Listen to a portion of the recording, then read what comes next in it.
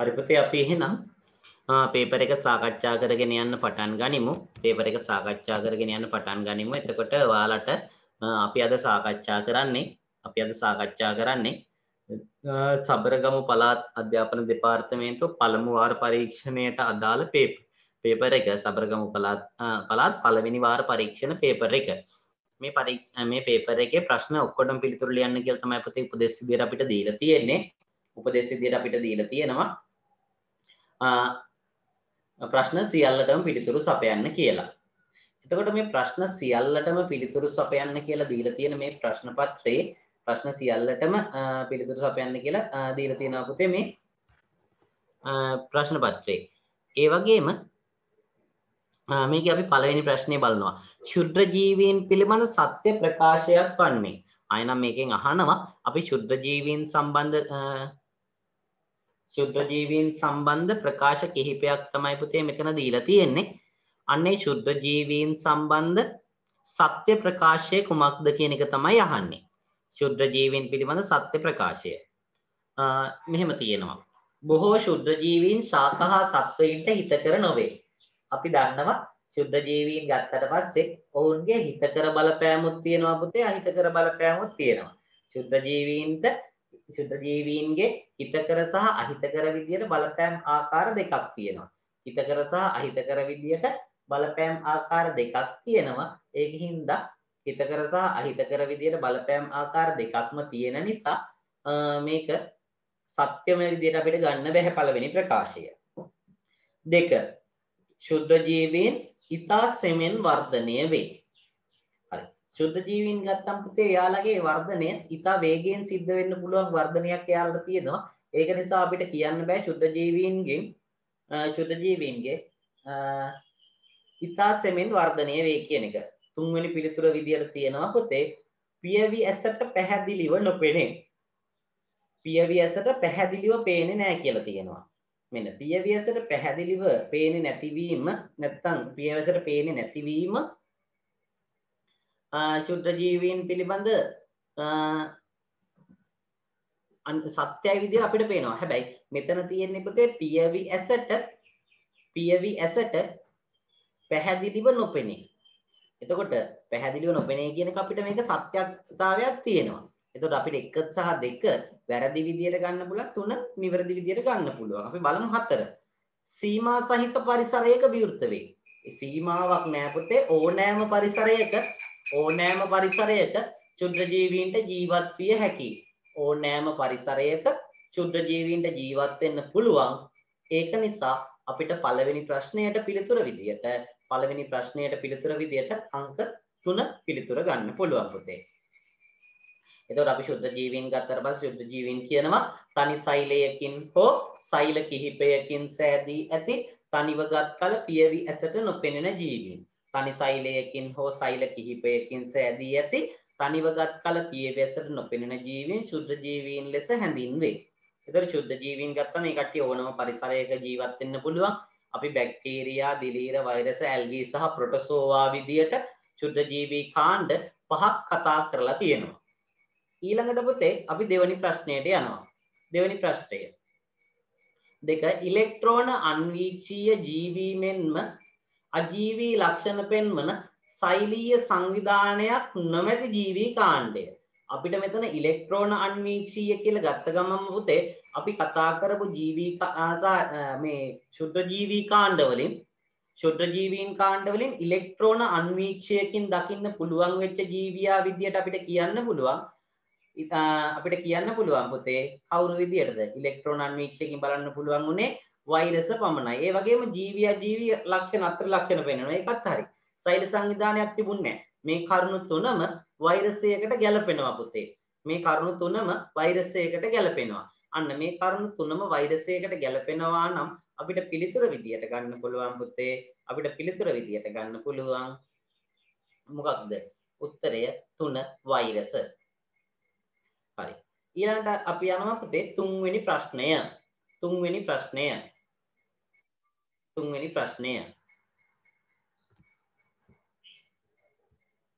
අපි තුන්වෙනි ප්‍රශ්නයට යනවා. මම පළවෙනි ප්‍රශ්න ටික කතා කරලා ඉවරලා ඔයාලගෙන් පුතේ වරත් එක සාකච්ඡා කරන්න ගන්න ප්‍රශ්න වලට පිළිතුරු. එහෙම අපි බලමු. තුන්වෙනි ප්‍රශ්නය. විනාකිර නිෂ්පාදනයේදී භාවිත කරන ශුද්ධ ජීවියා වනුයේ. විනාකිර නිෂ්පාදනය.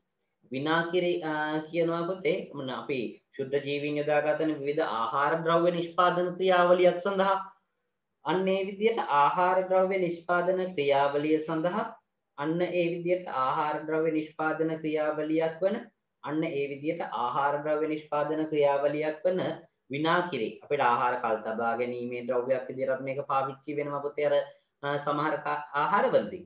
එතකොට විනාකිර නිෂ්පාදනයේදී භාවිත කරන ශුද්ධ ජීවිය අපෙන් අහනවා. බැසිලස් ඇන්ත්‍රසිස් දීලා තියෙනවා, විබ්‍රියෝ කොලරේ දීලා තියෙනවා, ඇසිටෝබැක්ටර් ඇසිටි තියෙනවා, පැරමීසියම් දීලා තියෙනවා.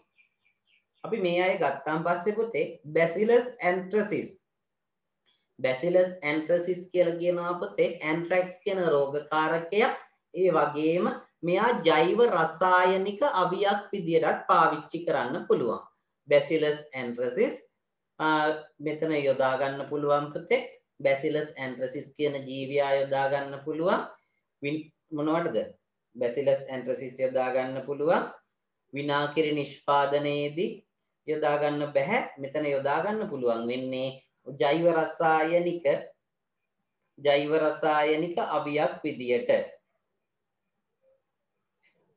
ඊළඟට ඒක ගන්න වෙනවා අපි දෙවෙනි එකට යනවා විබ්‍රියෝ කොලරේ. විබ්‍රියෝ කොලරේ කියන මේ ජීවියා ගත්තට පස්සේ පුතේ මේ විබ්‍රියෝ කොලරේ ගත්තම මෙයා කොලරාව කියන රෝගී තත්ත්වය ඇති කරන රෝගකාරකයා විදියට ක්‍රියා කරනවා.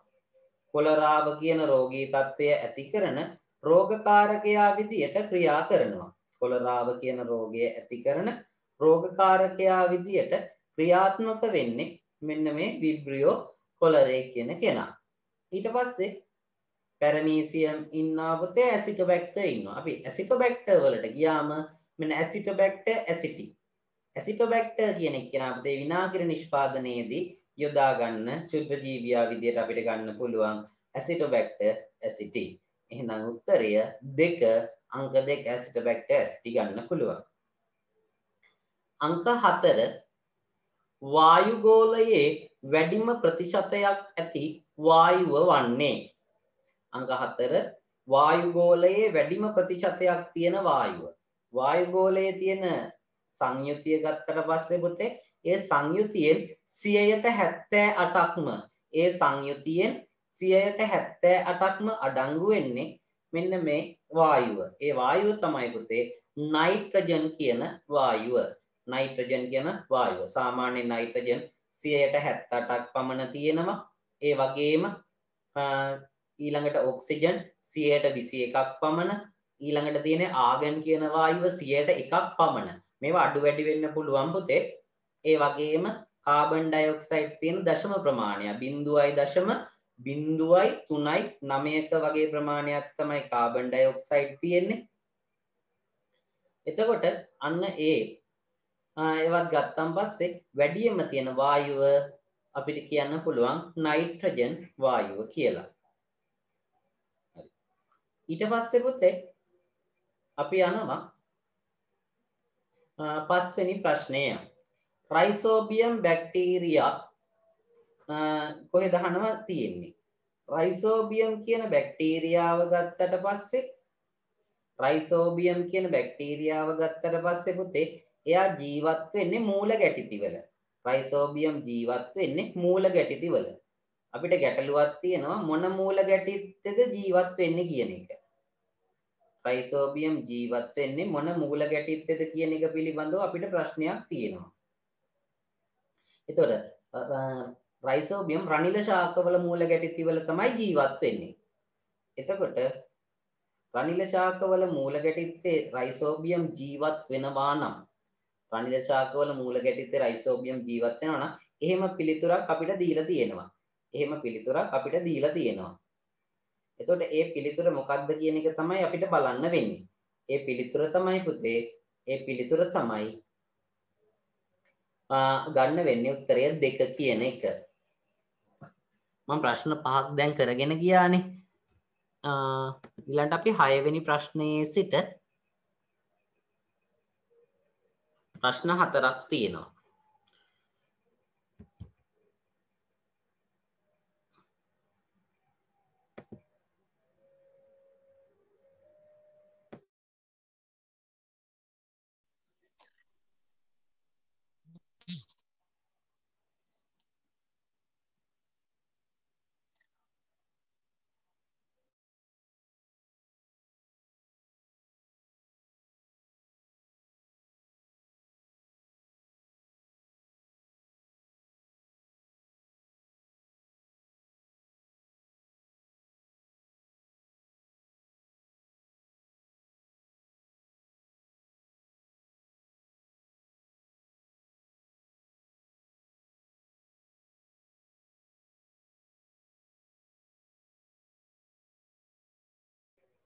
හරි ඊළඟ ප්‍රශ්නයට අපිට යන්න පුළුවන්. ඊළඟ ප්‍රශ්නයට අපිට යන්න පුළුවන් පුතේ 6 වෙනි ප්‍රශ්නය. එතකොට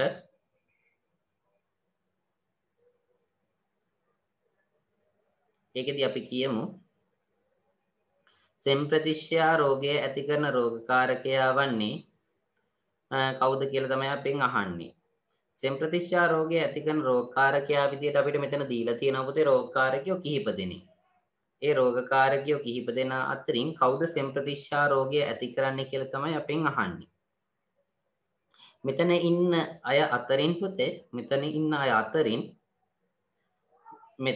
අය අතරින් සෙම්ප්‍රතිශ්‍යා රෝගය ඇති කිරීම සඳහා දායක වෙන්නේ අපෙන් අහන බැක්ටීරියාද දිලීරද වෛරසද බැක්ටීරියාද දිලීරද වෛරසද එහෙමත් නැත්නම් දිලීර සහ වෛරසද උත්තර 4ක් දීලා තියෙනවා පුතේ.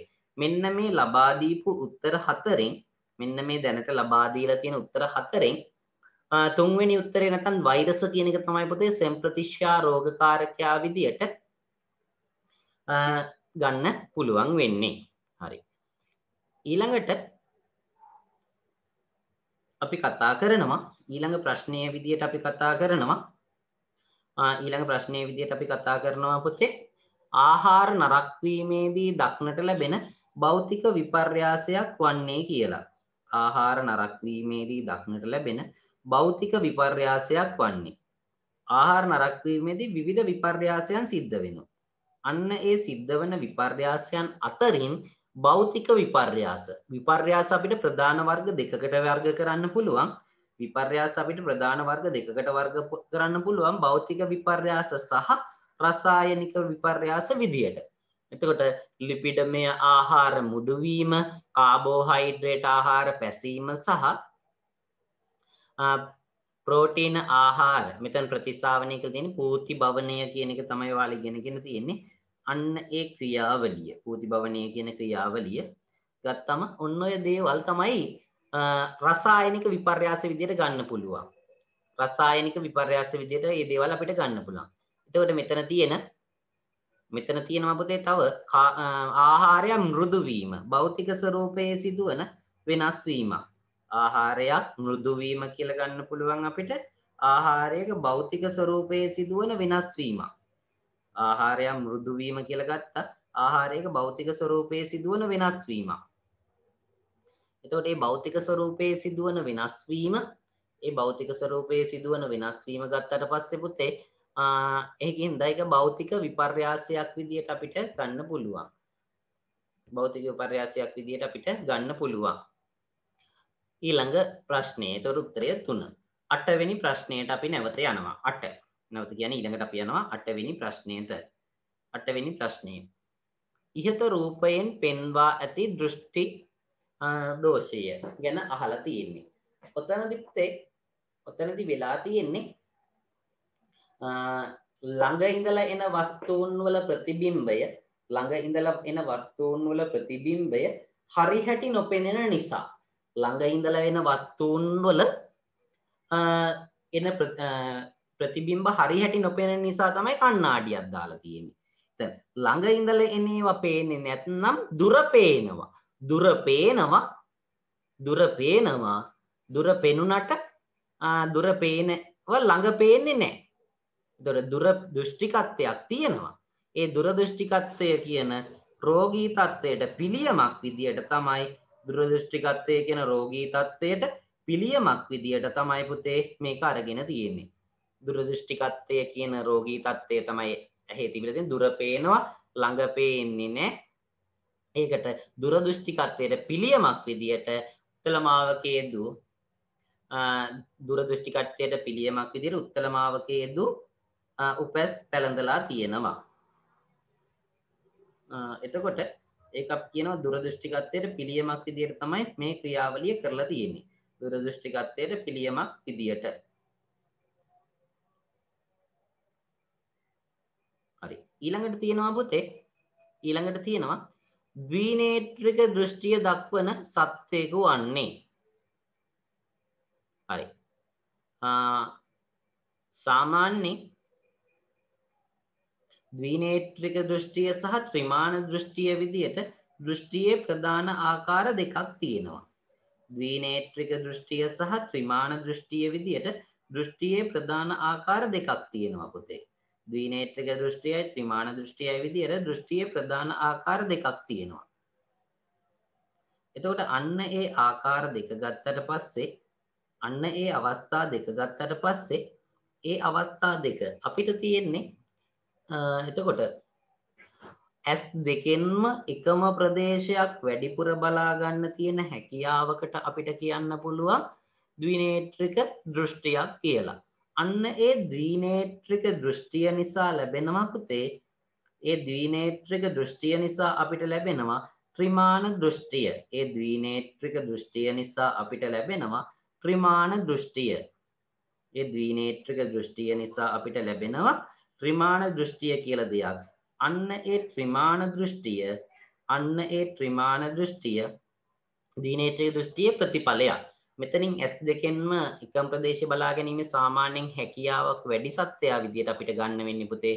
මෙතන ඉන්න කට්ටියන්ගෙන් දැන් වඳුරා කියන ජීවියා අපිට ද්විනේත්‍රික දෘෂ්ටිය දක්වන සත්වයක් විදියට ගන්න පුළුවන්. ද්විනේත්‍රික දෘෂ්ටිය දක්වන සත්වයක් විදියට අපිට ගන්න පුළුවන්. මේක ඔයාලට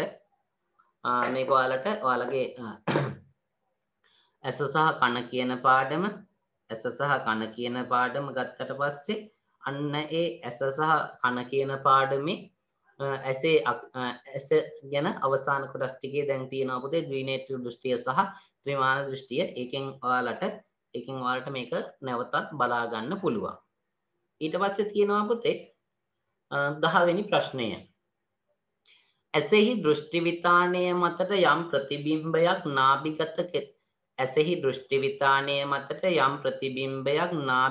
කිරීම. ඇසෙහි දෘෂ්ටි විතානය මතට යම් ප්‍රතිබිම්බයක් නාභිගත කිරීම සිදුවනුයේ. මේකේ තියෙනවා පුතේ උත්තර 4 දීලා තියෙනවා. කාචයේ වක්‍රතාවය අවශ්‍ය ප්‍රමාණයට අඩු වැඩි කිරීමෙනි. කාචයේ වක්‍රතාවය වෙනස් කිරීමෙන් පුතේ ප්‍රතිබිම්බයක් නාභිගත කරගන්න පුළුවන්. අපිට වස්තුවක් පේන්නේ නැහැ කියලා ඒ වස්තුව තියෙන තැන වෙනස් කරලා බලන්න යන්නේ නැහැ නේ පුතේ. ඒ වගේම දෘෂ්ටික ස්නායුව මගින් ආවේග ගමන් කිරීමෙන් දෘෂ්ටික ස්නායුවෙන් පුතේ අපේ ලබාගත්තු ප්‍රතිබිම්බයට අදාළව තොරතුරු අපේ මොළයට ගෙනහිල්ලා ඒකෙන් ප්‍රතිබිම්බය අර උඩයට මාරු වෙලා තියෙන එක නිවැරදි කරගන්නවා. තාරා මණ්ඩලය ගත්තම ඒකෙන් ඇසට ඇතුළු වන ආලෝක ප්‍රමාණය පාලනය කරනවා. මෙන්න මේ කරුණු බැලුවට පස්සේ පුතේ අපිට ගන්න වෙන්නේ කාචයේ වක්‍රතාවය අවශ්‍ය ප්‍රමාණයට අඩු වැඩි කිරීමෙනි උත්තරය 1. 10 වෙනි ප්‍රශ්නයේ පිළිතුර එක විදියට අපිට ගන්න පුළුවන්. 11 වෙනි ප්‍රශ්නය. ජෛව රසායනික අවියක් ලෙස භාවිත කරන බැක්ටීරියාවක් වන්නේ. ජෛව රසායනික අවියක් ලෙස භාවිත කරන බැක්ටීරියාවක් වන්නේ. අපි මේක මීට කලින් ප්‍රශ්නයකදී කිව්වා පුතේ ජෛව රසායනික අවියක් විදියට යොදා ගන්නවා ඇන්ත්‍රැක්ස් රෝගකාරකයා හෙවත් බැසිලස් ඇන්ත්‍රසිස්. ඇන්ත්‍රැක්ස් රෝගකාරකයා හෙවත් බැසිලස් ඇන්ත්‍රසිස් පුළුවන් පුතේ මොකද බැසිලස් ඇන්ත්‍රසිස්ට පුළුවන් මොකද ජෛව රසායනික අවියක් ලෙස යොදා ගන්න. ඒ කියන්නේ ඇන්ත්‍රැක්ස්. උත්තරය 2. උත්තරය 2. හරි. 11 වෙනි ප්‍රශ්නේ ඉඳන් සාකච්ඡා කරා. හරි. අපි 12 වෙනි ප්‍රශ්නයට යනවා පුතේ. අපි 12 වෙනි ප්‍රශ්නයට යනවා. 12 වෙනි ප්‍රශ්නේ. ඒකේ දීලා තියෙනවා මෙහෙම දෙයක්.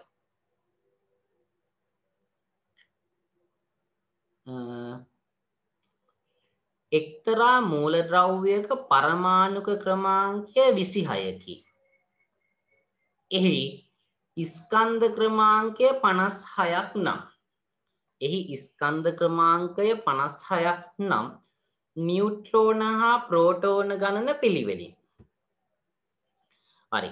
මේකේ දීලා තියෙනවා පරමාණුක ක්‍රමාංකය 26ක් විදියට ස්කන්ධ ක්‍රමාංකය 56ක් විදියට.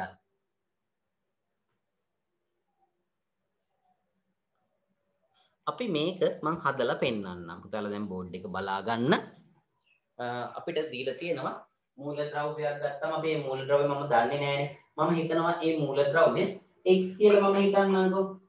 මූලද්‍රව්‍යයක් සම්මතව දක්වද්දී පුතේ අපි හිතමු කැපිටල් X අකුර ලියුවා වම් පැත්තේ පහලින් පරමාණුක ක්‍රමාංකය 26යි. වම් පැත්තේ ඉහළින් ස්කන්ධ ක්‍රමාංකය 56යි.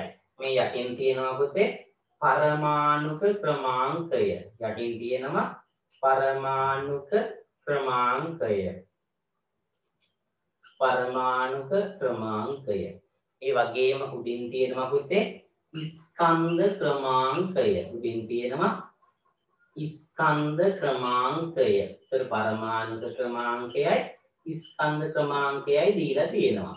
එතකොට මෙන්න මෙතන මේ පරමාණුක ක්‍රමාංකය කියලා කියන්නේ මූලද්‍රව්‍ය පරමාණුවේ තියෙන ප්‍රෝටෝන ගණන. P වලින් මම සංකේතවත් කරා. උඩින් තියෙන ස්කන්ධ ක්‍රමාංකයක් කියලා කියන්නේ පුතේ ප්‍රෝටෝන සංඛ්‍යාවේ නියුට්‍රෝන සංඛ්‍යාවේ එකතුව. එතකොට ඔයාලට හරි ලේසියෙම මේකෙන් අපෙන් අහලා දෙන නියුට්‍රෝන ගණන මෙන්න ප්‍රෝටෝනයි නියුට්‍රෝනයි දෙකම 56යි. එහෙනම් 56න් ප්‍රෝටෝන ගණන ඉවත් කරොත් මේ 56න් ප්‍රෝටෝන ගණන ඉවත් කරොත් නියුට්‍රෝන ගණන එනවා. අපි එහෙම මේකෙන් මේක අඩු කරොත් ඒක එනවා නේද පුතේ? සම්පූර්ණ මෙතන තියෙන ප්‍රෝටෝනයි නියුට්‍රෝනයි මෙතන ප්‍රෝටෝන ගණන. එහෙනම් මේකෙන් ප්‍රෝටෝන ගණන ඉවත් කරොත් අපිට එනවා 6න් 6ක් බිඳුවයි 5න් 2ක් 3යි. එතකොට එනවා පුතේ 30ක් විදියට. එහෙනම් නියුට්‍රෝන මේකේ 30ක් තියෙනවා. නියුට්‍රෝන 30ක් තියෙනවා. ඔන්න ආපහු සැරයක් බලන්න. මූලද්‍රව්‍ය පරමාණුවක් සම්මතව දක්වද්දී පුතේ පරමාණුවේ වම්පස පහලින් පරමාණුක ක්‍රමාංකයත් වම්පස ඉහළින් ස්කන්ධ ක්‍රමාංකයක් දක්වනවා. පරමාණුක ක්‍රමාංකයට දායක වෙන්නේ පුතේ ප්‍රෝටෝන, ස්කන්ධ ක්‍රමාංකයට දායක වෙනවා ප්‍රෝටෝනත් නියුට්‍රෝනත් කියන දෙකම. ඊට පස්සේ මෙන්න ප්‍රෝටෝනයි නියුට්‍රෝනයි දෙකම 56යි. ඒකෙන් ප්‍රෝටෝන ගණන අඩු කරාම නියුට්‍රෝන ගණන එනවා. එතකොට අපිට ලැබෙනවා පුතේ නියුට්‍රෝන ගණන 30ක් විදියට. නියුට්‍රෝන ගණන 30ක් විදියට අපිට පිළිතුර ලැබෙනවා. ඔන්න ඔය විදියට අපිට කියන්න පුළුවන්. හරි. ඊළඟ ප්‍රශ්නයට අපි යමු පුතේ. ඔය ප්‍රශ්නය ඔයාලට අවශ්‍ය නම් ওই විදියට සකස් කරගන්න පුළුවන්. නැත්නම් මේක අර සමීකරණයක් විදියට හදන්නත් පුළුවන්. p ධන n සමානයි 56යි p වලට 30යි. මම මේ විදිහට හදලා පෙන්නන්නම්කෝ මේ. මෙන්න මම කියන ප්‍රෝටෝනයි නියුට්‍රෝනයි කියන දෙකේ එකතුව 56යි. එතන ප්‍රෝටෝන ගන්න 30ක් නිසා 30 එකතු කිරීම n සමානයි 56යි. දෙපැත්තෙම 30 අයින් කරගන්න 30 එකතු කිරීම n මේ පැත්තෙන් අඩු කිරීම 30ක් දැම්ම සමානයි 56. තියෙන මේක 26න් දීලා තියෙනවා. එතන ප්‍රෝටෝන 26 දීලා තියෙන්නේ 26 එකතු කිරීමෙන් මෙතන 26ක් අඩු කරනවා මේ පැත්තෙන් 26ක් අඩු කරනවා. එතකොට එනවා පුතේ 26න් 26ක් අඩු නම් බිඳුවයි n සමානයි 56න් 26ක් 30යි. මේ අවස්ථා දෙකෙන් මොන අවස්ථාවෙන් වුණත් ඔයාලට පුතේ පිළිතුර ලබා ගන්න පුළුවන්. මම ඔයාලට විනාඩියක් වගේ කාලයක් දෙන්නම්. ඕක සටහනක් දාගන්න පුළුවන්. ඔයාලට සටහනක් දාගන්න චූටි වෙලාවක් දෙන්නම්.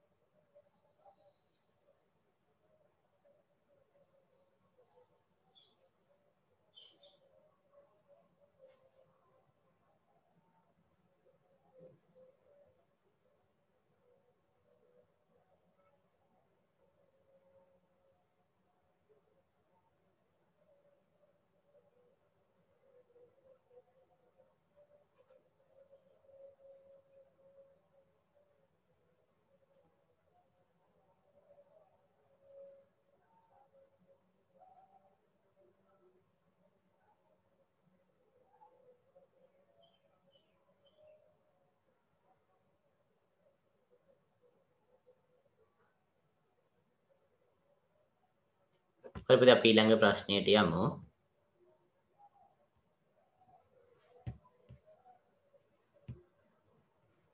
හරි. අපෙන් අහනවා ක්ලෝරීන් අණුවේ සංකේතය. මෙතන අහලා තියෙන්නේ පුතේ ක්ලෝරීන් අණුව. ක්ලෝරීන් අණුව කියන එක තමයි ඔයාලගෙන් අහලා තියෙන්නේ.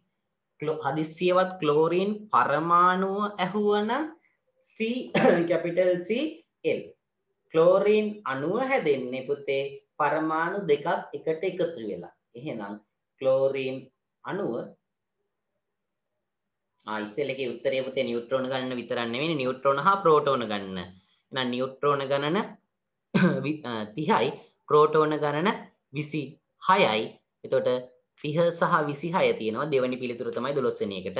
13 වෙනි එකට තමයි ක්ලෝරින් අණුව දීලා තියෙන්නේ පුතේ. ක්ලෝරින් පරමාණුවක් ගත්ත නම් පුතේ කැපිටල් C සිම්පල් L ගන්න පුළුවන්.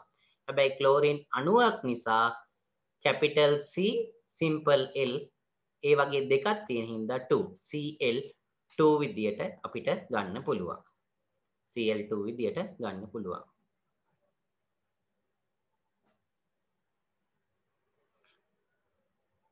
Cl2 උත්තරය 4. 14 වෙනි ප්‍රශ්නය පරමාණුවක න්‍යෂ්ටියේ ඇති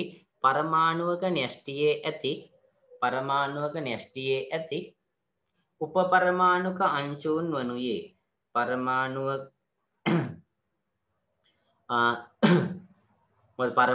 න්‍යෂ්ටියේ ඇති උපපරමාණුක අංශුන් වනුයේ අපිට බලන්න තියෙන්නේ පරමාණුවක න්‍යෂ්ටියේ තියෙන උපපරමාණුක අංශුන්. සාමාන්‍යයෙන් පුතේ පරමාණුවක් ගත්තට පස්සේ පරමාණුවක තියෙනවා උපපරමාණුක අංශුන් වර්ග තුනක් තියෙනවා. ඉලෙක්ට්‍රෝන, ප්‍රෝටෝන සහ නියුට්‍රෝන කියලා උපපරමාණුක අංශුන් වර්ග තුනක් තියෙනවා. ඉලෙක්ට්‍රෝන, ප්‍රෝටෝන සහ නියුට්‍රෝන විදියට උපපරමාණුක අංශුන් තුනක් තියෙනවා. මෙන්න මේ උපපරමාණුක අංශුන් තුන ගත්තම නියුට්‍රෝන සහ ප්‍රෝටෝන කියන දෙන්න පුතේ න්‍යෂ්ටිය ඇතුලේ ඉන්නේ.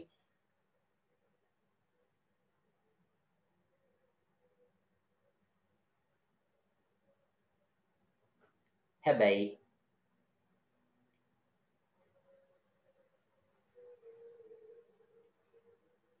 පුතේ අපිට මෙතන තියෙන දැන් ඉලෙක්ට්‍රෝන කියන එකේන න්‍යෂ්ටියට බාහිරයෙන් ඉන්නේ. න්‍යෂ්ටියේ බාහිරයෙන් තමයි කවුද ඉන්නේ?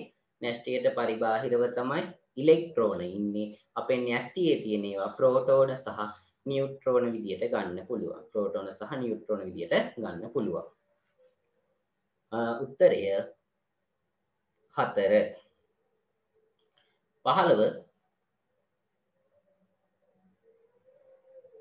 15 වෙනි ප්‍රශ්නය ගත්තට පස්සේ පුතේ 15 වෙනි ප්‍රශ්නයේ 15 වෙනි ප්‍රශ්නය ගත්තට පස්සේ 15 වෙනි ප්‍රශ්නේ හරි 15 වෙනි ප්‍රශ්නය ගත්තට පස්සේ පුතේ 15 වෙනි ප්‍රශ්නේ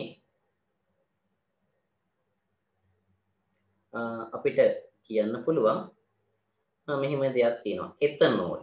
මේ එතනෝල් මෙතනෝල් ඒ වගේ දේවල් වල රසායනික සූත්‍ර ටික දීලා තිබුණා පුතේ. රසායනික සූත්‍ර ටික දීලා තියෙනවා. කොහෙද දීලා තියෙන්නේ කියලා ඔයාලට බලන්න පුළුවන්. මේ ටික දීලා තියෙනවා පෙළ පොතේ කාබන්, හයිඩ්‍රජන් සහ ඔක්සිජන් අඩංගු මූලද්‍රව්‍ය කියන තැන. එතෙන්දී ඔයාලට බලන්න පුළුවන් CH3 CH2OH කියන පිළිතුර. CH3 CH2OH කියන පිළිතුර. එහෙම නැත්නම් අංක 2 කියන එකට අදාළ පිළිතුර දීලා තියෙනවා පුතේ. මෙන්න මේ ප්‍රශ්නයට පිළිතුර විදිහට අපිට ගන්න පුළුවන් 2. ඒක ඔයාලට දීලා තියෙනවා. අපිට 16 වෙනි ප්‍රශ්නයට එනවා. 16 වෙනි ප්‍රශ්නයට පරමාණුව පිළිබඳව දී ඇති අසත්‍ය ප්‍රකාශය වනුයේ. පරමාණුව පිළිබඳ පුතේ විවිධ ප්‍රකාශ ඉදිරිපත් වෙලා තියෙනවා. පරමාණුව පිළිබඳව විවිධ ප්‍රකාශ ඉදිරිපත් වෙලා තියෙනවා. එතකොට අපිට බලමුකෝ පදාර්ථය සෑදී ඇති තැනුම් ඒකකයේ පරමාණුවයි. ඒක කියන්න පුළුවන් පුතේ පදාර්ථයේ තැනුම් ඒකක පරමාණු කියලා කියනවා. ඒ වගේම පුතේ ඒ වගේම කියන පරමාණුවක විශාල කොටසක් හිස් අවකාශ වේ. පරමාණුවේ තියෙන සමස්ත ස්කන්ධයම පරමාණුවේ තියෙන සමස්ත ස්කන්ධයම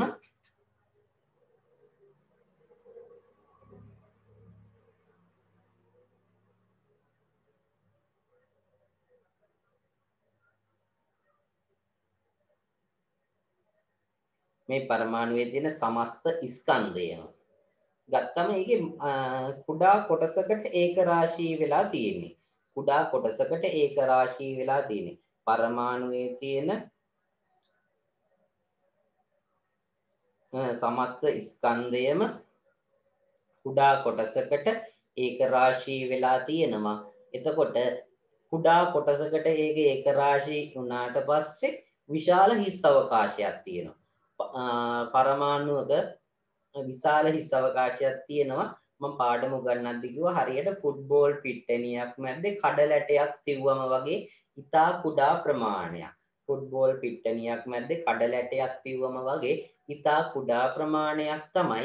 කුඩා ප්‍රමාණයක් තමයි මේ විදියට තියෙන්නේ. ඊට පස්සේ අපිට කියන්න පුළුවන් මෙහෙම. පරමාණුව මැද්දේ ධන ආරෝපිත න්‍යෂ්ටියක් ඇත. පරමාණුව මැද්දේ ධන ආරෝපිත න්‍යෂ්ටියක් තියෙනවා. ඒකට ධන ආරෝපණයක් ගන්න හේතුව තමයි පුතේ. ඒක ධන ආරෝපණයක් ගන්න හේතුව තමයි මොකද්ද? ඒක ධන ආරෝපණයක් ගන්න හේතුව තමයි මොකද්ද හේතුව? ඒක ඇතුලේ තියෙන ප්‍රෝටෝන කියන උපපරමාණුක අංශුන් ධන ආරෝපිත වීම. ප්‍රෝටෝන කියන උපපරමාණුක අංශුන් ධන ආරෝපිතයි. ප්‍රෝටෝන කියන උපපරමාණුක අංශුන් ධන ආරෝපිත තත්ත්වයේ තියෙන්නේ. එතකොට ඒව තමයි න්‍යෂ්ටිය දිනේ කිඳ න්‍යෂ්ටිය ධන ආරෝපිතයි. පරමාණුව තවදුරටත් බෙදා වෙන් කළ නොහැකි. මේක මුල් කාලීනව පුතේ මේක හරි කියලා පිළිගත්තා. හැබැයි පසුකාලීනව මොකද්ද? පරමාණුව තුල උපපරමාණුක අංශු සොයා ගැනීමත් සමගම නැත්නම් උපපරමාණුක අංශු තියෙනවා කියන එක සොයා ගැනීමත් සමගම පරමාණුවේ උපපරමාණුක අංශු තියෙනවා කියන එක හොයාගත් ගැනීමත් සමගම මොකද්ද? මේක තවදුරටත් බෙදා වෙන් කරන්න බැරි එකක් කියන එක මතය පුතේ ඉවත් වෙලා ගියා. ඒ මතය ඉවත් වී යෑමක් සිද්ධ වුණා. ඒ වගේම එතකොට අපිට මේකේ අසත්‍ය එක විදියට ගන්න වෙන්නේ පරමාණුව තවදුරටත් බෙදා වෙන් කළ නොහැකි කියන එක. මොකද පරමාණුව ඉලෙක්ට්‍රෝන, ප්‍රෝටෝන සහ නියුට්‍රෝන විදියට තවදුරටත් බෙදලා වෙන් කරලා තියෙනවා. ඉලෙක්ට්‍රෝන, ප්‍රෝටෝන සහ නියුට්‍රෝන විදියට තවදුරටත් බෙදා වෙන් කරලා තියෙන නිසා ඉලෙක්ට්‍රෝන, ප්‍රෝටෝන සහ නියුට්‍රෝන විදියට තවදුරටත් බෙදා වෙන් කරලා තියෙන නිසා අපිට මේක අසත්‍ය ප්‍රකාශයක් විදියට ගන්න පුළුවන්. හරි. 17 වෙනි ප්‍රශ්නය. අපිට පළවෙනි පත්‍රය ඉවර වෙන තා පොඩ්ඩයි තියෙන්නේ. 17 වෙනි ප්‍රශ්නය. අපෙන් අහනවා මෙහිම. මැටි ටිකක් ගෙන ජලයේ දිය කර මැටි ටිකක් ගෙන ජලයේ දිය කර සාධනවලු ද්‍රාවණයක් අතර නිශ්චලව තියෙනරලා නිරීක්ෂණය කරන ලදී. මෙතන මැටි ටිකක් ගෙන ජලයේ දිය කර නිශ්චලව තබා නිරීක්ෂණය කරන ලදී. මේකෙදි පුතේ වෙන්නේ අපිට නිශ්චලව තියුවට පස්සේ ටික වෙලාවකදී බලා ගන්න පුළුවන් පුතේ. මේකේ ටික වෙලාවකින් බලා ගන්න පුළුවන් අපිට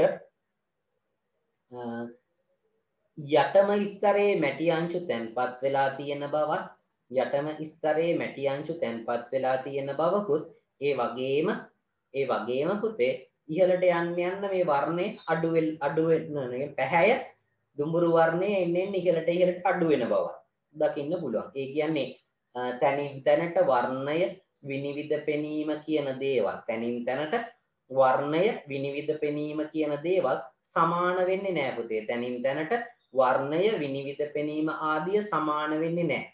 එහෙනම් සංයුතිය ඒකාකාරී නැහැ. එහෙනම් සංයුතිය ඒකාකාරී නැහැ. අන්න ඒ වගේ සංයුතිය ඒකාකාරී නොවන මිශ්‍රණයකට අපිට කියන්න පුළුවන් විෂම ජාතීය මිශ්‍රණයක් කියලා. එතකොට 17 වෙනි එකේ මැටි ජලයේ දිය කරාම හැදෙන්නේ අපිට කියන්න පුළුවන් පුතේ විෂම ජාතීය මිශ්‍රණයක් හැදෙනවා කියලා.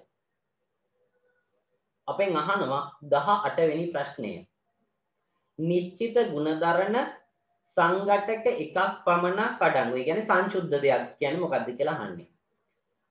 නිශ්චිත ගුණධර්ම සංඝටක එකක් පමණක් අඩංගු සංසුද්ධ ද්‍රව්‍ය.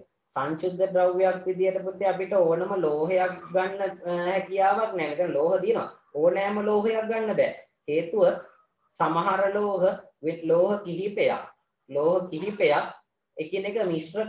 ලෝහ කිහිපයක් එකිනෙක මිශ්‍ර කරලා සකස් කරන්නත් පුළුවන්. ලෝහ කිහිපයක් එකිනෙක මිශ්‍ර කරලා සකස් කරන්නත් පුළුවන්. අන්න ඒ වගේ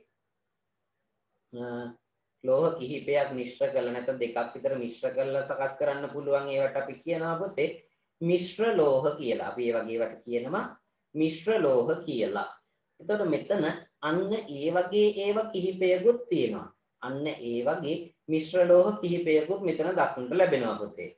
අපිට කියන්න පුළුවන් මෙතන දීපු ඒවා අණුව පුතේ අපිට කියන්න පුළුවන් මෙතන දීලා තියෙන ඒවයි වානේ ලෝකඩ සහ කැරට් 22 රත්තරන් කියන දේවල් තුනම වෙනත් ලෝහ වර්ග මිශ්‍ර කරලා සාදපු ද්‍රව්‍ය. හැබැයි රිදී ස්වාභාවිකවම පවතින පවතින ලෝහය. අන්න ඒ නිසා අපිට 18 වෙනි ප්‍රශ්නය සඳහා පිළිතුර විදියට 4 ගන්න පුළුවන්. අපිට මෙහෙම දීලා තියෙනවා 19 වෙනි ප්‍රශ්නය. යකඩ කුඩු සහ සල්ෆර්.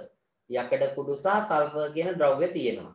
යකඩ කුඩුයි සල්ෆර් කියන ද්‍රව්‍යය තියෙනවා පුතේ. අපෙන් අහනවා මේ යකඩ කුඩු සහ සල්ෆර් අඩංගු වෙලා තියෙන මිශ්‍රණයක්. දුන්නම් පස්සේ මේවා වෙන් කරගන්න ක්‍රමය මොකක්ද අහනවා. දැන් අපි දන්නවා මෙතනින් තියෙන මිශ්‍රණයක සංඝටක වෙන් කිරීමේ ශිල්පීය ක්‍රම ගොඩක් තියෙනවා කියන එක විතරක්. එකින් එක පැහැදිලි කිරීම ඔයාලට කරේ නෑ පුතේ. එහෙම ගොඩක් තියෙනවා කියන එක විතරක් ඔයාලගේ නෝට් එකට නැත්නම් පෙළපොතේ දීලා තිබෙන හේතුව ඔය ක්‍රමවේද සියල්ලම අපි 11 වසරේදී සාකච්ඡා කරන නිසා.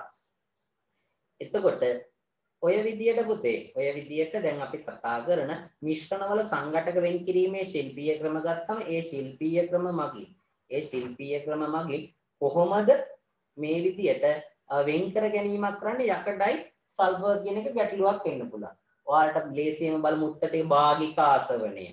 ජලයේ පා කිරීම, තැලීම චුම්බක භාවිතයෙන් වෙන්ද. බලන්න ඒකේ තියෙනවා චුම්බක භාවිතයෙන් වෙන් කිරීම කියලා පිළිතුරක් පුතේ.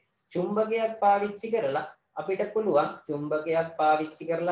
පුළුවන් මේ ද්‍රව්‍ය ඉවත් කර ගැනීමක් නැත්නම් වෙන් කර ගැනීමක් සිද්ධ කරන්න. කොහොමද සිද්ධ කරන්න කියන එක ගැටලුවක් වෙන්න පුළුවන්.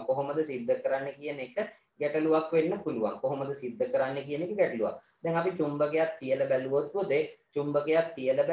අපිට අන්න ඒ චුම්බකයෙන් පුතේ යකඩ කුඩු ටික වෙන් කරගන්න පුළුවන්. යකඩ කුඩු ටික එතනින් වෙන් කරගන්න පුළුවන් නම් අපිට වෙන් කර ගැනීමට හැකියාවක් ලැබෙනවා නම් පුතේ එතකොට සල්ෆර් ටික වෙනම වෙන් වෙනවනේ. අන්න චුම්බක භාවිතයෙන් වෙන් කිරීම කියන පිළිතුර අපිට එතනදී ගන්න පුළුවන්. චුම්බක භාවිතයෙන් වෙන් කරන්න පුළුවන් කියන පිළිතුර අපිට අන්න එතනදී ගන්න පුළුවන්. අපිට අහනවා 20 වෙනි ප්‍රශ්නය නැත්නම් පළවෙනි පත්‍රයේ අවසානම ප්‍රශ්නය. පහත සඳහන් වාක්‍ය අතරින් නිවැරදි ඒවා තෝරන්න කියලා දීලා තියෙනවා පුතේ. පහත සඳහන් වාක්‍ය අතරින් නිවැරදි ඒවා තෝරන්න කියලා දීලා තියෙනවා. කර්ණ පටහා පටලයෙන් කර්ණ සංකය වෙත ශබ්දයට අදාළ තරංග සම්ප්‍රේෂණය කරයි. බාහිර පරිසරයේ ශබ්දයක් ඇති වුණාට පස්සේ පුතේ ඒක වාතය හරහා ඇවිල්ලා යනවා පුතේ. ඒකේ යනවා කම් බාහිර කන් පෙත්තේ වැදිනවා. වැදිලා තවදුරටත් තීව්‍ර වෙලා බාහිර ශ්‍රවණ නාලය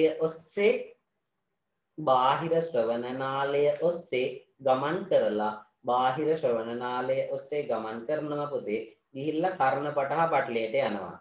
ඊට පස්සේ කර්ණ පටහ පටලයෙන් පස්සේ මුද්ගරිකාව නිගාතිය සහ දරණකය කියන කර්ණ අස්තිකා හරහා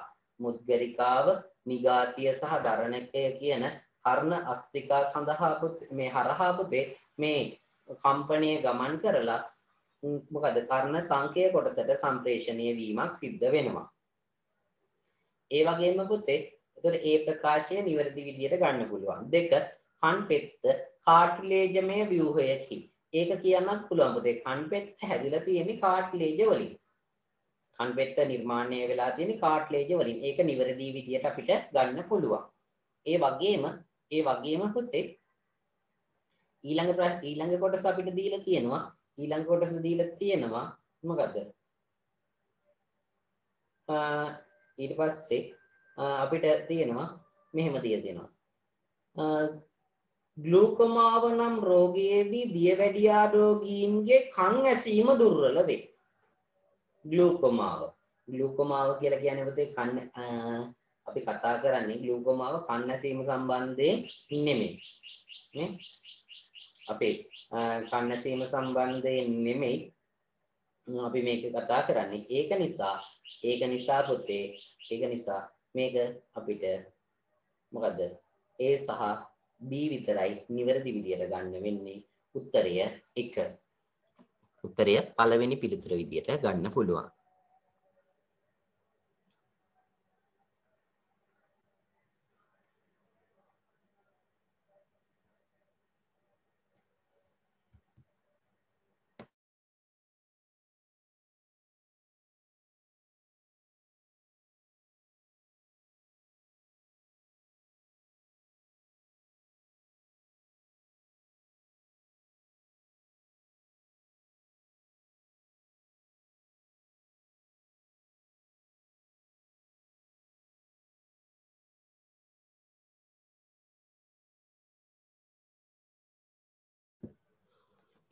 හරි පුතේ අපි දෙවනි කොටසේ තියෙනවා අපිට ප්‍රශ්න 6කට පමණක් පිළිතුරු සපයන්න කියලා.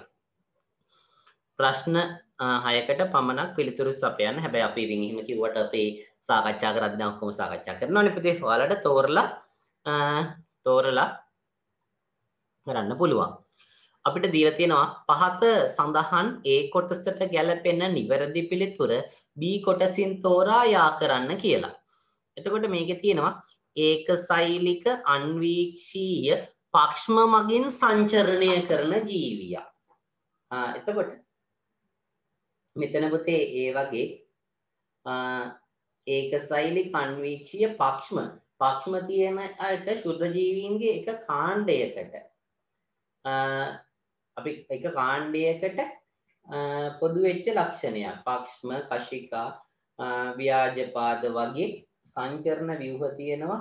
දැන් අපි කතා කරන බැක්ටීරියා, දිලීර, ඇල්ගී, ප්‍රොටෝසෝවා සහ වෛරස්.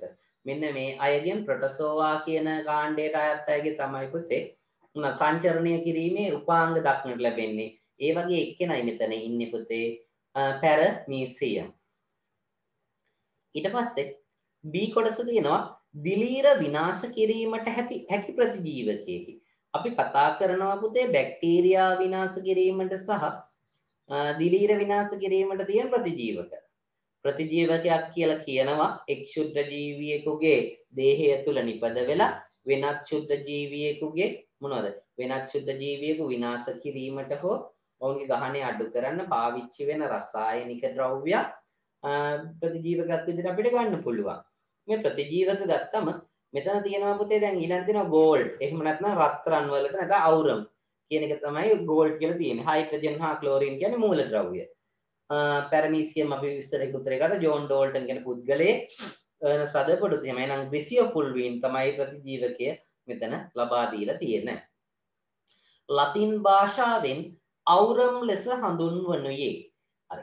ලතින් භාෂාවෙන් මූලද්‍රව්‍ය වලට සංකේත ලබා දෙනකොට පුතේ නම් ලබා දෙනකොට ඒවට පාවිච්චි කරා ඒ මූලද්‍රව්‍ය වලට නම් ලබා දෙද්දී ඉංග්‍රීසි නමේ තියෙන අකුරු වලින් තමයි පුතේ බොහෝ විට ඒ නම ලබා දුන්නේ. ඉංග්‍රීසි නමේ තිබිච්ච අකුරු වලින් තමයි බොහෝ විට නම ලබා දුන්නේ. හැබැයි සමහර අයගේ ඉංග්‍රීසි නම නැත්නම් ලතින් නම උපයෝගී කරගෙන මේ නම් ලබා දීමේ ක්‍රියාවලිය සිද්ධ කරා. ලතින් නම යොදාගෙන නම් ලබා දීමේ ක්‍රියාවලිය සිද්ධ කරපු ජීවීන් මූලද්‍රව්‍ය ජීවීන් පුතේ මූලද්‍රව්‍ය තිබුණා. ඒකට පොටෑසියම් වලට, සෝඩියම් වලට, රත්රන් වලට මේ වගේ ලතින් නම යොදාගෙන නම දුන්නේ. ඒත් ලතින් භාෂාවෙන් අවුරම් කියලා හඳුන්වන්නේ පුතේ ගෝල්ඩ් කියන එක තමයි. ඊට පස්සේ අහලා තියෙනවා හයිඩ්‍රොක්ලෝරික් අම්ලය සෑදෙන්නේ. අපෙන් අහලා තියෙනවා මෙන්න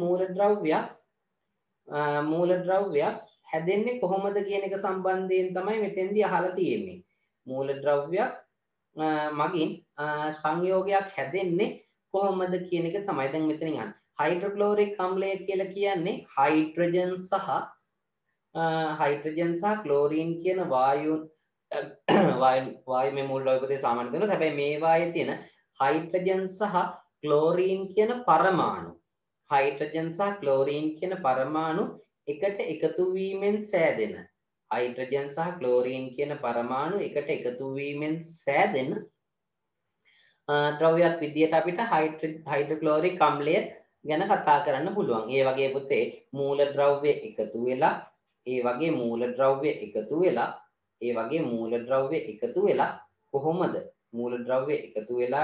කොහොමද මේ සංයෝග නිර්මාණය වෙන්නේ කියන එක අපි කතා කරලා තියෙනවා. ඒතර කාබන් හා හයිඩ්‍රජන් එක්වීමෙන්, නයිට්‍රජන් සහ හයිඩ්‍රජන් එක්වීමෙන්, මේ කාබන් සහ ඔක්සිජන් එක්වීමෙන් මේ වගේ විවිධ අවස්ථාවලදී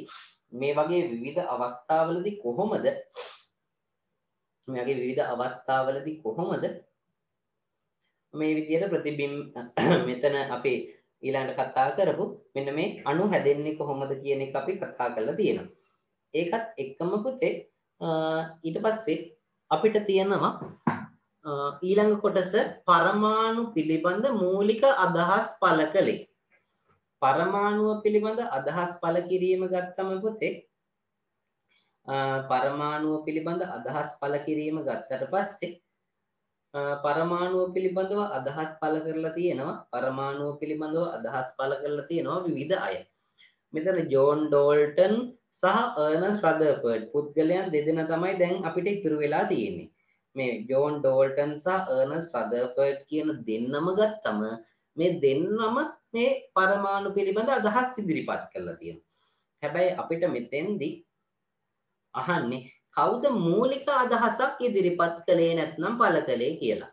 පරමාණු පිළිබඳ මූලික අදහසක් පළ කළේ කවුද කියන එක සම්බන්ධයෙන් තමයි අහන්නේ. එතකොට පරමාණුව ගත්තට පස්සේ පරමාණුව පිළිබඳ නැත්නම් පදාර්ථය ගත්තට පස්සේ පදාර්ථය පිළිබඳ මතය නම් ඔකට යන 8 වසරේදී කතා කරා පුතේ. එතකොට අපෙන් අහන්නේ දැන් මේ පරමාණු ඊට පස්සේ මේ මුලින්ම පරමාණුව කියන නම පාවිච්චි කරෙත් පුතේ ජෝන් ඩෝල්ටන්. ඒතර පරමාණුව කියන නම පාවිච්චි කරෙත් ජෝන් ඩෝල්ටන් කියන විද්‍යාඥයා විසින්. එතකොට ඊට පසු කාලීනව තමයි පරමාණුවේ ව්‍යුහය පිළිබඳ අදහස් ඉදිරිපත් වෙන්නේ පුතේ. පරමාණු පදාර්ථය තැනියදී ඒකකය පරමාණුවයි කියලා මුලින් ජෝන් ඩෝල්ටන් විසින් ඉදිරිපත් කරාට ඊට පසු කාලීනව එතකොට මෙන්න මේ පරමාණුවේ ව්‍යුහ සම්බන්ධ අදහසක් තමයි අර්නස් රදර්ෆර්ඩ් විසින් පුතේ ඉදිරිපත් කළේ. එතකොට මුල්ම අදහසක් විදියට ඉදිරිපත් කරලා තියෙන්නේ ජෝන් ඩෝල්ටන් තමයි අපිට පිළිතුර විදියට ගන්න වෙන්නේ. අපිට ඊළඟ කොටස තියෙනවා ක්‍රියාකාරකමක් දීලා තියෙනවා පුතේ. හරි. අපිට මේකේ තියෙනවා ඉහත ක්‍රියාකාරකම සිදු කරනුයේ කුමක් සඳහාද? මේ දීලා තියෙන්නේ පොතේ කන මගින් ශ්‍රවණය සංවේදනයේ සිදුවන ආකාරය පැහැදිලි කරන ක්‍රියාකාරකම. කන මගින් ශ්‍රවණය සිදුවන ආකාරය පැහැදිලි කිරීමට. මේ ක්‍රියාකාරකම සිද්ධ කරන්නේ කන මගින් ශ්‍රවණය සිද්ධ වෙන්නේ කොහොමද කියන එක විමසලා බලන්න තමයි මේ ක්‍රියාකාරකම සිද්ධ කරන්නේ. කන මගින් ශ්‍රවණය සිද්ධ වෙන ආකාරය පැහැදිලි කරන්න තමයි මේ ක්‍රියාකාරකම සිද්ධ කරන්නේ. අපිට දීලා තියෙනවා A B C සහ D විදියට A B C සහ D විදියට කොටස් කිහිපයක් දීලා තියෙනවා. ඔයාලට බලන්න පුළුවන් ඉහත රූප සටහනේ A B C D කොටස් නම් කරන්න. මේ තියෙන්නේ පුතේ A ව්‍යුහය. ඔයාලට බලන්න පුළුවන් මේ තියෙන්නේ මම දැන් කියන A කියන ව්‍යුහය. A කියන්නේ සරසුලක්. මේ තියෙන්නේ ඔය වල දැන් දීලා තියෙන සරසුලක් තමයි මෙතන මම මේ දීලා පෙන්නන්නේ. සරසුල ඔයාලට බලන්න පුළුවන්. මේ සරසුල් එක එක සංඛ්‍යාත වලින් දක්නට ලැබෙනවා. මෙන්න මේ සරසුලක් තමයි තියෙන්නේ. මේක රබර් කුට්ටියක කම්පණය කරලා රබර් කුට්ටියක ගහලා කම්පණය කරලා අපිට හඬක් උත්පාදනය කරගන්න පුළුවන්. එතන මේ විදියට ගත්තු සරසුල කියන උපකරණය තමයි A විදියට දීලා තියෙන්නේ. A කියන විදියට දීලා තියෙන්නේ සරසුල. හරි. B කොටස අපේ අහනවා B. B කියලා තියෙන්නේ පුතේ B කියලා තියෙන්නේ පුනීලයක්. B කියලා තියෙන්නේ පුනීලයක්. මේ B කියන පුනීලේ නැති වුණා ඒ පැත්ත පුතේ නිරාවරණය වෙලා හිස් විදියට තියෙන්නේ. හැබැයි අනෙක් පැත්තේ තියෙන පුනීලේ D කියලා දක්වලා තියෙන මේ පුනීලේ තියෙනවා රබර් පටලයක් දාලා පුතේ. D කියලා පුනීලේ දාලා තියෙනවා රබර් පටලයක්. අන්න ඒ රබර් පටලය තමයි D විදියට සංකේතවත් කරලා තියෙන්නේ. ඒ රබර් පටලය තමයි D විදියට සංකේතවත් කරලා තියෙන්නේ. D විදියට සංකේතවත් කරලා තියෙන්නේ ඒ රබර් පටලය. එතකොට මෙතන තියෙනවා පුතේ A B C සහ D විදියට කොටස් දීලා තියෙනවා. ඊළඟට C කියන කොටස. C කියලා දීලා තියෙනවා පුතේ. ඊට පස්සේ මේ මෙතන සාමාන්‍යයෙන් අපි මැදින් තියෙන C කියලා තියෙන්නේ මීටර 2ක් විතර දිග රබර් නලයක් අපි සම්බන්ධ කරනවා. අන්නේ රබර් නලය තමයි ඔය ඔතන දීලා තියෙන්නේ පුතේ C විදියට. එතකොට A කියලා කියනවා සරසුල, B පුනීලය, C රබර් නලය, D බැලුන් පටලය. මේකෙදි සිද්ධ වෙන්නේ පුතේ සරසුල කම්පණය කරාට පස්සේ ඒක පිළිබඳ හඬ ඔය B පුනීලය හරහා ඇවිල්ලා C කියන රබර් නලය හරහා ඇවිල්ලා D දක්වා එනවා. D කියන රබර් පටලය කම්පණය වීමෙන් වඩාත් හොඳින් හඬ ඇහෙනවා. එතකොට ඔන්න ඔය ගියපු ආකාරයට තමයි පුතේ අපේ කන ඇතුලේ යන හඬ කර්ණපටහ පටලය දක්වා ගිහිල්ලා කම්පණය වීම සිද්ධ වෙන්නේ.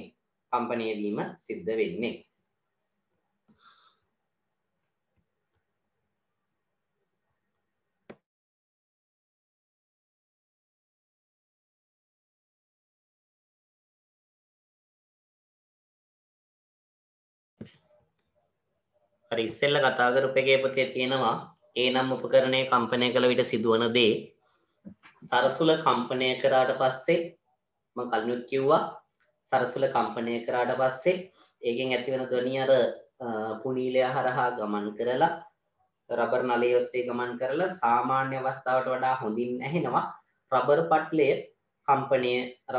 හරහා කම්පණය වෙන රබර් පටලය හරහා. ඒ වගේම අපිට ඊළඟට අහනවා පුතේ මිනිසාට ඇසෙන ශ්‍රව්‍ය පරාසයන් ලියන්න. සාමාන්‍ය මිනිසාට ඇහෙන්නේ පුතේ හර්ට්ස් 20ක් 20000 අතර පරාසයේ ශබ්ද. මිනිසාට ඇසෙන්නේ හර්ට්ස් 20ක් 20000 අතර පරාසයේ ශබ්ද තමයි මිනිසාට ඇසෙන්නේ. ශ්‍රව්‍යතා පරාසය විදිහට අපිට ගන්න පුළුවන්. අපි යන තුන්වෙනි ප්‍රශ්නයට යමු මෙහිම. පහත් සඳහන් ඡේදයේ අඩංගු හිස්තැන් පුරවන්න. හරි.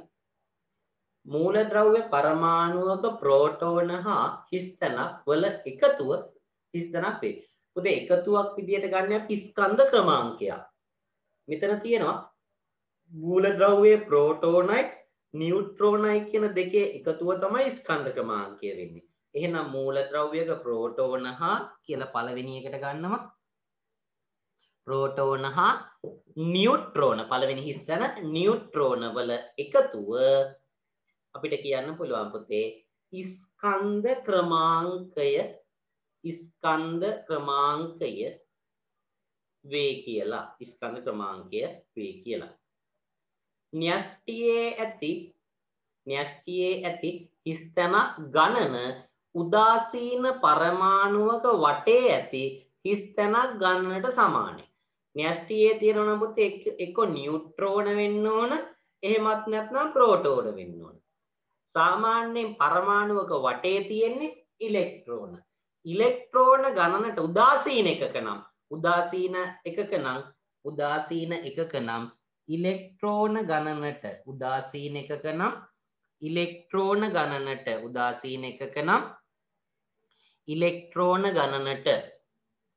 උදාසීන එකක නම් ඉලෙක්ට්‍රෝන ගණනට සමාන වෙන්නේ ප්‍රෝටෝන ගණනයි. ඉලෙක්ට්‍රෝන ගණනයි ප්‍රෝටෝන ගණනයි තමයි පුතේ සමාන වෙන්නේ. එහෙනම් අපිට ගන්න පුළුවන් මොකක්ද මේකට පිළිතුර විදියට අපිට ගන්න පුළුවන් පළවෙනි කොටසට ගන්නවා පුතේ මොකද්ද න්‍යෂ්ටියේ ඇති ප්‍රෝටෝන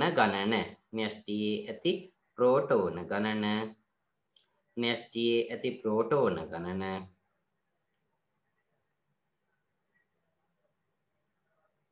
හරි න්‍යෂ්ටියේ ඇති ප්‍රෝටෝන ගණන ගත්තට පස්සේ පුතේ අන්න ඒ න්‍යෂ්ටියේ ඇති ප්‍රෝටෝන ගණන උදාසීන පරමාණුවක වටේ ඇති දෙවනි හිස්තැනට ඊළඟ හිස්තැනට එනවා මොනවද ඉලෙක්ට්‍රෝන ගණනට සමානය. ඉලෙක්ට්‍රෝන ගණනට සමානය කියලා අපිට ගන්න පුළුවන්. හරි. එතකොට ඔන්න පළවෙනි හිස්තැන් 4 අපි සම්පූර්ණ කරා. ඊළඟට තියෙනවා න්‍යෂ්ටියේ ඇති ප්‍රෝටෝන ගණන හිස්තැනක් ලෙස හැඳින්වේ. අපි මීට කලින් පොතේ අර ගානක් හදද්දි කිව්වා ප්‍රෝටෝන ගණනට කිව්වා පරමාණුක ක්‍රමාංකය කියලා. ප්‍රෝටෝන ගණනට අපි කිව්වා පරමාණුක ක්‍රමාංකය කියලා. ප්‍රෝටෝන ගණනට අපි කිව්වා පුතේ පරමාණුක ක්‍රමාංකය කියලා. ප්‍රෝටෝන ගණනට අපි කිව්වා පරමාණුක ක්‍රමාංකය කියලා. හරි. ඊට පස්සේ තියෙනවා පරමාණු ක්‍රමාංකය ලෙස හැඳින්වෙන්නේ ප්‍රෝටෝනයක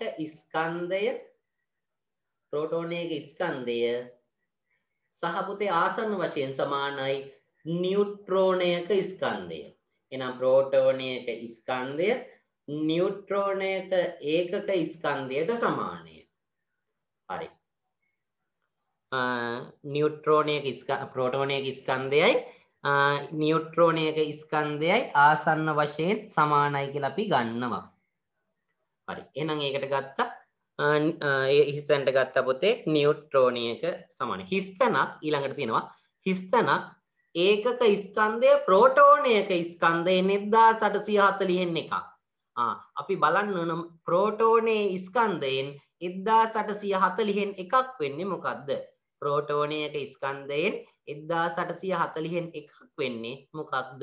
ප්‍රෝටෝනයක ස්කන්ධයෙන් 1840න් එකක් වෙන්නේ මොකක්ද? අන්න ප්‍රෝටෝනයක ස්කන්ධයෙන් පුතේ 1840න් එකක් වෙන්නේ ප්‍රෝටෝනයක ස්කන්ධයෙන් 1840න් එකක් වෙන්නේ ඉලෙක්ට්‍රෝනයක ඒකක ස්කන්ධය. එහෙනම් ඒ හිස්තැනට එනවා පුතේ ඉලෙක්ට්‍රෝනයක කියලා දැම්මා.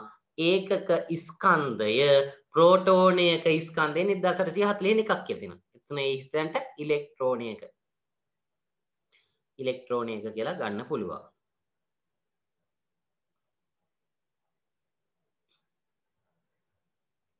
ඊට පස්සේ තියෙනවා ප්‍රෝටෝනයක ආරෝපණය හිස්තැනක් වන අතර ඉලෙක්ට්‍රෝනයක ආරෝපණය හිස්තැනක් වේ. එතකොට පුතේ ප්‍රෝටෝනයක ආරෝපණය සහ ඉලෙක්ට්‍රෝනයක ආරෝපණය ගැන අහන්නේ. සාමාන්‍යයෙන් මේ තියෙන උපපරමාණුක අංශු වර්ග 3න් පුතේ එක උපපරමාණුක අංශුවක් ධන ආරෝපිතයි. අනෙක් උපපරමාණුක අංශුව ඍණ ආරෝපිතයි. ඒ වගේම තව එකක් උදාසීනයි. එතකොට මේක දීලා තියෙනවා ඒ වයින් පුතේ ප්‍රෝටෝන ධන ආරෝපිතයි, ඉලෙක්ට්‍රෝන ඍණ ආරෝපිතයි, නියුට්‍රෝන උදාසීනයි. එහෙනම් අපිට ගන්න පුළුවන් ප්‍රෝටෝනයක ආරෝපණය හිස් තැනක්. ඒ හිස් තැනට එනවා පුතේ ධන ප්‍රෝටෝනයක ආරෝපණය හිස් තැනකට එනවා ධන වන අතර ඉලෙක්ට්‍රෝනයක ආරෝපණය හිස් තැනක් වේ. ඉලෙක්ට්‍රෝනයක ආරෝපණය හිස් තැනක් වේ. ඊට පස්සේ තියෙනවා නියුට්‍රෝන උදාසීන අංශූන්‍ය. නියුට්‍රෝන උදාසීන අංශූන්‍ය. පරමාණුවක න්‍යෂ්ටියේ ආරෝපණය. අන්න න්‍යෂ්ටියේ තියෙනවා කිව්වා පුතේ අපි උපපරමාණුක අංශූන් වර්ග දෙකෙන්. න්‍යෂ්ටියේ තියෙනවා කිව්වා අපි උපපරමාණුක අංශූන් වර්ග දෙකෙන් ප්‍රෝටෝනයි නියුට්‍රෝනයි කියන වර්ග දෙකක් තමයි තිබුණේ. ඒ දෙකෙන් නියුට්‍රෝන උදාසීනයි, ප්‍රෝටෝන වලට තමයි පුතේ ධන කියන ආරෝපණයක් තිබුණේ. ප්‍රෝටෝන වලට තමයි ධන කියන ආරෝපණයක් තිබුණේ. එහෙනම් ඒ ධන ආරෝපණය තමයි න්‍යෂ්ටියේ ආරෝපණය ලෙසත් අපිට සලකන්න පුළුවන්. ඒකම තමයි අපිට න්‍යෂ්ටියේ ආරෝපණය ලෙසත් සලකන්න පුළුවන්. එහෙනම් පරමාණුක න්‍යෂ්ටියේ ආරෝපණය හිස් තැනක් මොකද්ද? ධන වේ. ධන වේ කියලා අපිට ගන්න පුළුවන්.